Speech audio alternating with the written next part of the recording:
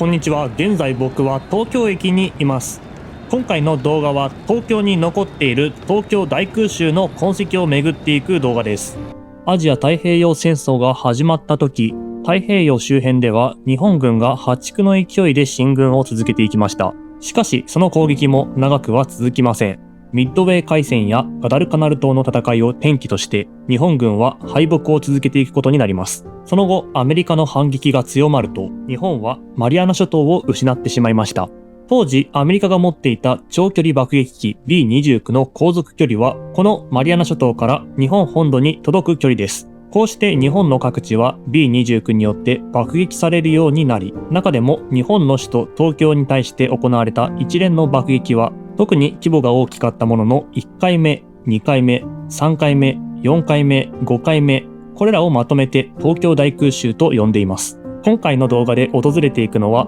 最も有名な1回目の爆撃が行われた墨田区周辺を回っていきます。1回目の空襲では約300機の B29 がこの東京上空にやってきて2時間近く爆撃を繰り返します。そして東京は焼け野原になりました。こちらが新丸ビルで、その反対には丸ビルがあります。そしてそのちょうど間にある道が行幸通り。右下の地図を見てみるとこの辺りは焼けていなかったようですが、反対側にある東京駅は地図で赤くなっています。戦争が終わった後の東京駅を捉えた写真というのがこちらで、僕がいる場所というのはこの辺り。画像を見てみると屋根が焼け落ちてなくなっているのがわかるかと思います。東京駅の向こう側に見えているのが銀座や日本橋と呼ばれる場所ですが、その方向が今から向かっていく被害の大きかった場所です。それではこの東京駅の西側から東京駅の東側へと向かっていきます。東側への連絡通路があるのはこちら、丸の内北口です。戦後復興の中で一度デザインが変更されましたが、現在は当時の様式が再現されています。では連絡通路を通っていきましょう。東京駅の東側にやってきました。こちら八重洲口と呼ばれている入り口です。右下の地図を見てみるとさっきの西側とは違いまして、こちらは結構赤いエリアが大きいのがわかると思います。戦争が終わってすぐの頃、この周辺は焼け野原となっていた場所でした。現在はそのようなことが想像もつかないような光景が広がっています。ということで次に向かっていきますのは日本橋です。少し歩いていきますと中央通りに到着します。この中央通りから北の方向を見てみると奥の方に日本橋が見えてきます。ちょっと見えにくいかもしれませんが、ずっとズームしていきますと上に日本橋という風に書かれています。日本橋の上には高速道路が通っており、その高速道路に書かれている文字、この文字は江戸幕府最後の将軍徳川慶喜が書いた文字です。橋自体は何度か架け替えられていますが、現在の橋は明治時代のものが残っています。つまりこの橋は戦時中からここにずっとかかっているんです。そんな日本橋の全景を見ることができる場所というのがこの渡る手前左側にあります。さすが明治時代からかかっている橋ということもありまして荘厳な形をしていますが、よく見るとこの橋は黒ずんでいる場所が結構あります。これら全てが戦災の跡というふうに言うつもりはありませんが、この中のいくつかは東京大空襲の際に焼き焦げた跡です。そんなことを考えながらこの日本橋を歩いてみると、確かに足元見てみてもちょっと焦げた跡のようなものがあります。中には破損した部分を舗装した跡のようなものもありまして、もしかしたらその中のいくつかは東京大空襲の際に傷ついた跡なのかもしれません。もっと分かりやすくいっぱいあるのかなというふうに思っていましたが、思っていたよりも少なかったです。もしかしたら結構舗装されてしまったのかもしれません。そんなことを考えてみると、この日本橋は一見汚れているように見えますが、これらの汚れにもちゃんと意味があるんだな、これも残してほしいなというふうに感じます。それでは日本橋を離れまして一本南側にあります交差点に向かっていきます。こちらの交差点の名前日本橋という交差点で、今からこの交差点を東の方向にまっすぐ進んでいきます。次の目的地はこちら永代橋です。今回の移動は車を使っています。運転手はタックさんと言いまして、YouTube 高校のチャンネルで特別な BGM を使いたいというふうに思った時に依頼している作曲家の方です。今回わざわざ車を出してもらったのにはちゃんと理由がありまして、3月10日に起きた一番最初の東京大空襲、その8日後、つまり3月18日なんですが、この日に昭和天皇が富岡八幡宮までご巡行されています。富岡八幡宮というのはどこにあるかと言いますと、ここにあります。おそらく出発地点は皇居でしょうから、昭和天皇が通ったルートというのは多分このルート。さっき僕がいた日本橋交差点はここで、今向かっている永代橋はここ。つまりこの道は昭和天皇が3月18日に通ったであろう道で、その際に昭和天皇は車を使われています。そういうこともありまして、今回この道を車で通ってみたいと考えたのです。ということで、奥の方に見えてきますのが永代橋です。車を降りて永代橋まで歩いていきます。こちらが目指していた永代橋なんですが、日本は第二次世界大戦中にドイツと同盟国の関係として一緒に戦っていました。そんなドイツの西側には有名な河川であるライン川といった川が流れています。大戦末期にドイツ軍はこの川を最終防衛ラインとして戦っていました。そんな最終防衛ラインが一番最初に崩れた場所として有名なのがルーデンドルフ橋といった橋で、この永代橋はルーデンドルフ橋をモデルにして作られました。そのようなことを知った状態でルーデンドルフ橋を見てみると、確かに形は似ていると思います。そんな永代橋の銘板を確認してみると、上の方見えますかね、大正15年株式会社川崎造船所製作復興局という風に書かれています。大正15年というのは西暦に直すと1926年。この年に復興の一環として橋が架けられたという風になりますと、その数年前には何か大きな出来事が起こっているに違いありません。何からの復興かと言いますと、関東大震災です。壊滅的な被害を受けた東京では、たくさんの橋が落ちてしまったため、その復興の一環として新しく橋を作っていきました。しかし、疑問として残るのが、造船所がなぜ橋を作ったのかということです。実は関東大震災が起きる1年前にワシントン海軍軍縮条約といった条約が結ばれています。簡単に言うと、第一次世界大戦後に世界各国が集まって軍備拡張競争は際限がなくなってしまう。世界各国で一緒に海軍の軍縮を進めていこうといった内容の条約です。そうなると軍艦を作るために持っていた鉄が余るため、その鉄を活用して橋が作られました。造船所が橋を作った理由というのはおそらくそういった経緯でしょう。永代橋を注意深く観察してみると、上の方にある鉄の一部が曲がっているのが見えます。こちらは東京大空襲の際に落ちてきた焼夷弾が当たり、その痕跡が現在も残っているものと言われています。この永代橋から北の方を見ると、東京スカイツリーが綺麗に見えます。そして今から向かっていくのが東の方向、江東区です。江東区に入って一番最初に向かっていくのが、先ほどお話しした富岡八幡宮です。昭和天皇は関東大震災が起こった後にも被災地の視察を行っており、そして東京大空襲が起こった後にも被災地の視察を行っています。つまり一度ならず二度も日本の首都東京が瓦礫の山になった様子をご覧になっているのです。現在はこのようにたくさんのビルが立ち並んでいますが、昭和天皇は復興の難しさというものを実体験として経験されています。東京大空襲によって瓦礫の山となったこの周辺を見ながら、おそらく関東大震災の頃を思い出していたことでしょう。さて、現在向かっている富岡八幡宮はこの左側です。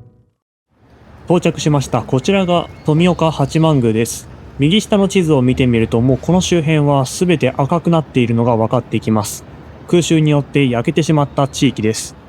境内に入りまして目を引くのは赤い大きな鳥居ですが、この鳥居を入ってすぐ左側には銅像があります。今回の動画とは直接関係はありませんが、一応紹介しておくと、こちらは日本地図を作ったことで有名な伊能忠敬の銅像です。今回の動画で関連するのはその後ろにあるこの大きなイチョウの木。現在ご覧いただいているのが東京大空襲の後に昭和天皇がこの富岡八幡宮にやってきた際の映像です。先ほど見えていた赤い鳥居が見えています。周辺の様子を見てみると、周りにある木は全て葉っぱが落ちてしまいまして、今昭和天皇が通られている真後ろに木が生えているのが見えると思います。多分この木はその当時から生えているものでしょう。その後昭和天皇は境内の中へと入られていきました。ということで僕も中に入っていきます。参道から右側を見てみると、ちょっと見えにくいですが奥の方に石碑があります。天皇陛下御政、身はいかになるとも戦とどめけり。ただ、たふれゆく民を思いて、と書かれております。御政というのは天皇陛下が読まれた歌のことです。裏側を見てみましょ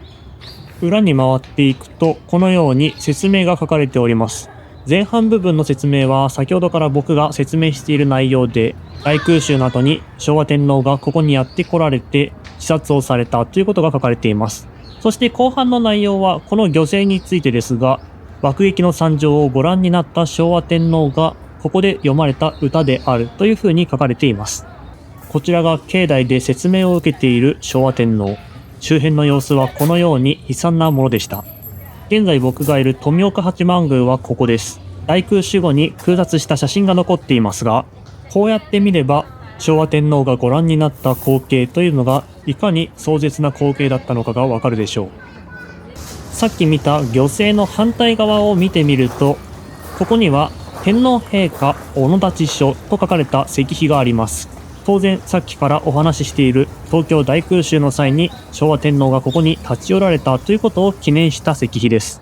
昭和20年の3月18日と書かれています。戦災地をご巡行され、そして自分の足で歩かれましたということですね。その左側を見てみると、こちらにも同じような石碑があります。上の方には昭和天皇救国のご決断と富岡八幡宮、そして下の方には当時の写真です。昭和天皇はここ富岡八幡宮から東京大空襲の被災地を視察されました。下の方にはその説明が書かれていますが、今回は被っている部分が多いので省略。この場所から見た光景が昭和天皇の終戦の決断に少なからぬ影響を与えたことでしょう。東京大空襲の史跡というのは焼けてしまったり復興されてしまったりしていますので結構少ないんですが、この場所は外すことができないでしょ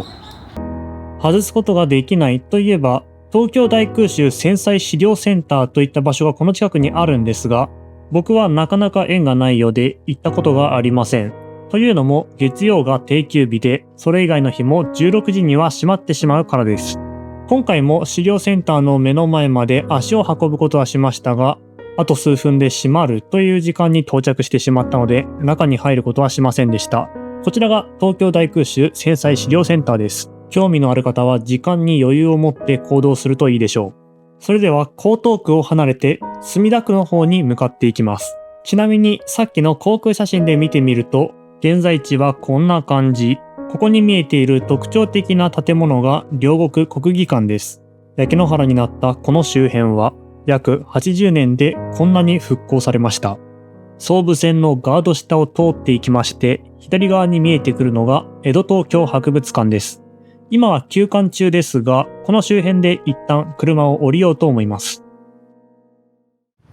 さて、ここで車を降りたということは、この周辺に東京大空襲に関する場所が残っているということです。ということでやってきましたのがこちら、東京都立横網町公園です。この公園はうちのチャンネルで一度訪れたことがありまして、関東大震災にも関連する場所となっています。公園の敷地はこのように南門から入ってすぐの場所が現在地、そして中央には東京都慰霊堂といった大きなお堂があるような配置、その横に東京空襲犠牲者を追悼し平和を記念する日、関東大震災の時にこの周辺で火災旋風が巻き起こり、たくさんの人々が死んでしまいました。そういった人々の慰霊をしているのが東京都慰霊堂です。その後、東京大空襲でもたくさんの人々が亡くなり、ここに一緒に収められています。